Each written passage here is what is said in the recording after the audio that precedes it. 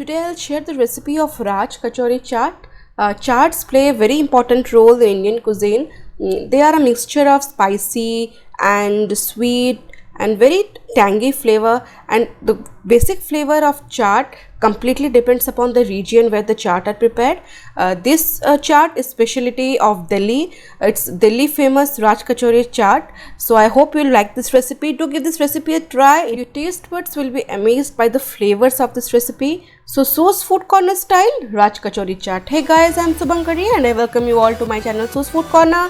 I hope you all are doing great in your lives, and if you're new to my page, do subscribe to my page and do not forget to tap the bell button. And thank you all for loving my channel so much and liking my videos so much. So let's begin with the recipe of Raj Kachori chaat. For that I have to make the base of the Raj Kachori chaat. I have taken here all-purpose flour or maida 1 cup and fine semolina or suji 1 cup. If you do not have the fine one, just blend the regular one. And to stuff this chaat, I have here some boiled chickpeas, black chickpeas, kala chana around half cup, and boiled green chickpeas around half cup, hara chana. I had soaked them for good 8 to 12 hours, and then I have just boiled them in water with little bit of salt. And here I have boiled potatoes too. I have just chopped them into little bit tiny size, bite size pieces. And then I have here 2 chutneys. Chutneys play a very important role for chaats. There is a sweet chutney. It has jaggery and tamarind pulp, and to flavor some fennel seeds. And we need to cook all this till it thickens. And 1 green chutney. I have here coriander and some mint leaves, 2 to 3 cloves of garlic, 2 to 3 green chilies according to your taste. It completely depends. And some black salt. We'll blend this and a green chutney will be ready. Curd or dahi I have taken here around half cup. If you want, you can add sugar in this mixture, but I have not added sugar, so I have just taken plain curd. Chopped onions I have taken here 4 tablespoons, and some namkeen sev or bhujia sev around 1 cup. Roasted peanuts I have taken here around 2 tablespoons. Chaat gets its flavors from the spices that are used, and I have here roasted some cumin or jeera with some dry red chilies, and I have crushed them. It depends upon your taste, the amount you will take. And some black salt I have taken here around 2 tablespoons, and I have here some chaat powder around 1 tablespoon, and red chili powder I have taken here around 1 teaspoon. All this depends upon your taste. You can adjust the amount depending upon the flavor you want in your chaat. So these are the basic spices. Now let's start making the base. In a bowl I'll add the semolina and all-purpose flour maida equal amount. Just set a standard. I have taken here 1 cup, so just take both 1 cup.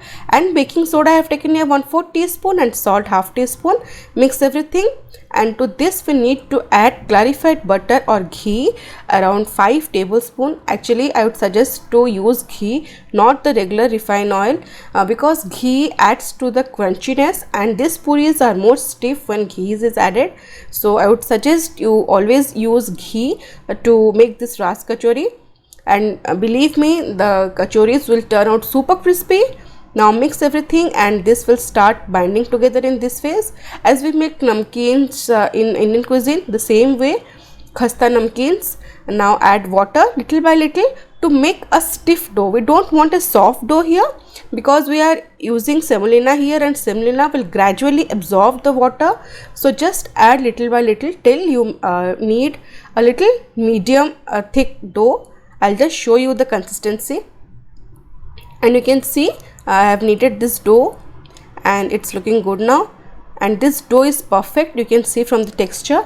Now I'll cover it and let it rest for 15 minutes, and after 15 minutes I'll show you the texture what I was talking about. It will be flaky, and this will add to the crispiness and crunchiness. So after 15 minutes you can see I'll just knead this dough for one more time.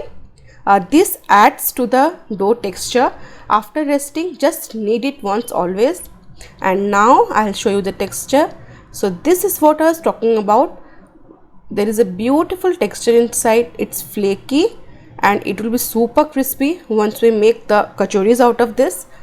So it's done here. Now I'll divide this dough to 2 equal portions, and each portion I will divide into 3 parts. So I'll get around 6 kachoris from this much amount of dough. So just divide medium size balls in this way, and I'll just make 1 kachori from each ball. So sprinkle some dry flour if you want, and then start rolling in this way around puri shaped kachori. And this kachoris are a little bit thicker than the regular puris.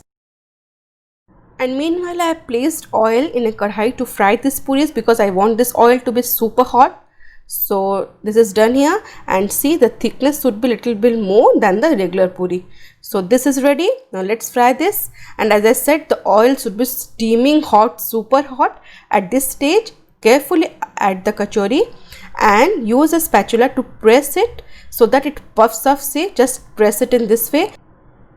This dough has moisture and the oil is super hot, so the moisture will make this kachori to puff up. So it's very important you slightly press them, and see how beautiful it has puffed up. Now once it has puffed up, reduce the flame to medium. It's very important.